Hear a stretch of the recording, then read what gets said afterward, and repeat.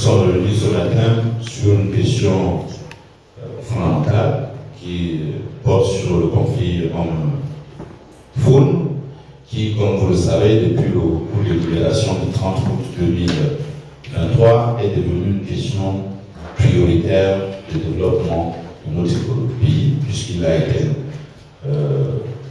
été institué un ministère en charge de cette question, qui traduit la préoccupation des plus hautes autorités sur les interactions que nous, la société, avons avec les animaux. Et cette question est d'autant plus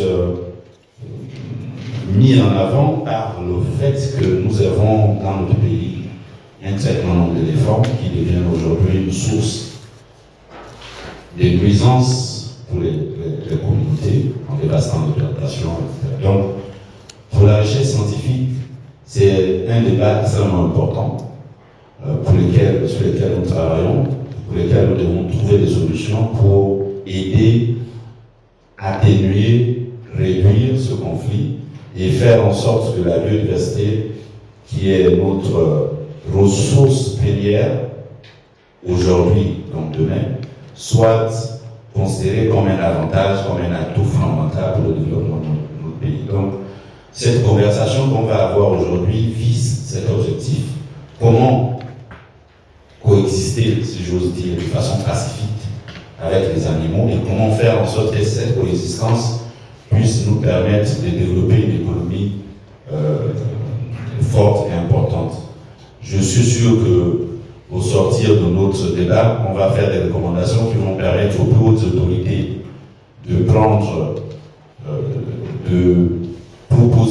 nous allons proposer des solutions aux plus hautes autorités pour mieux gérer cette question qui est tout à fait légitime, qui va nous permettre également de montrer comment cette diversité importante qu'on a dans notre pays, je prenais l'exemple de l'éléphant, on peut prendre l'exemple des gorilles, des chimpanzés, peut être réutilisée comme un atout majeur pour renforcer le développement économique de notre pays. Donc vraiment une conversation qui va structurer, sur laquelle je pense que nos idées vont être structurées dans ce sens-là. Donc je vous souhaite encore une fois la bienvenue et vous remercie de vous être déplacé pour participer à cette échange. Je vous remercie.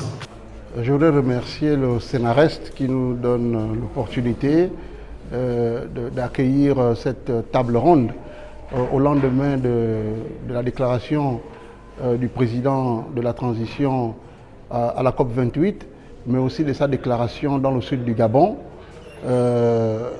Nous sommes donc réunis ici parce que nous nous rendons compte que c'est une déclaration qui est soutenue par la quasi-totalité du peuple gabonais, sauf qu'il faut maintenant l'encadrer.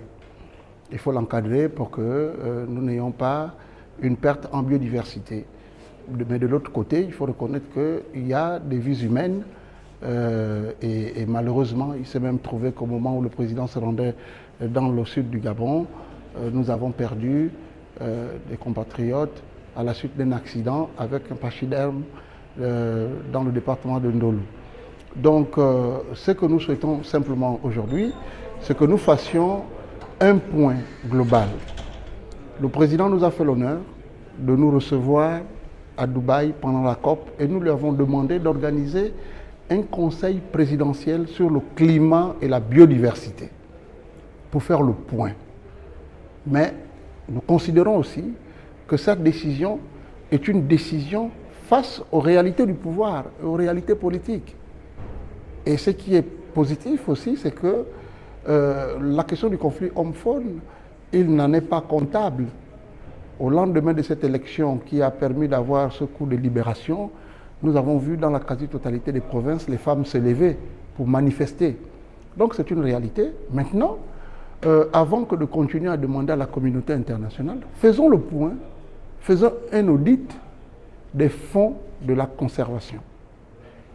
De 2010 en 2023, c'est là où les fonds de la conservation sont rentrés au Gabon.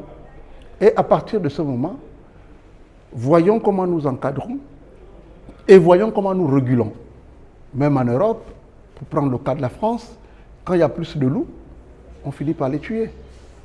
Parce qu'on estime que c'est un danger. Mais ici, nous n'avons même pas la régulation. Ici, même la recherche scientifique où nous nous trouvons, le CNRS, n'a même pas de moyens financiers pour aller faire un monitoring sur l'ensemble du territoire. On vous a donné des données de 2021, mais pour un pays qui avait décidé de sanctuariser, avec un gouvernement qui avait décidé de sanctuariser le pays pour faire de la conservation pure et dure, les dégâts sont là.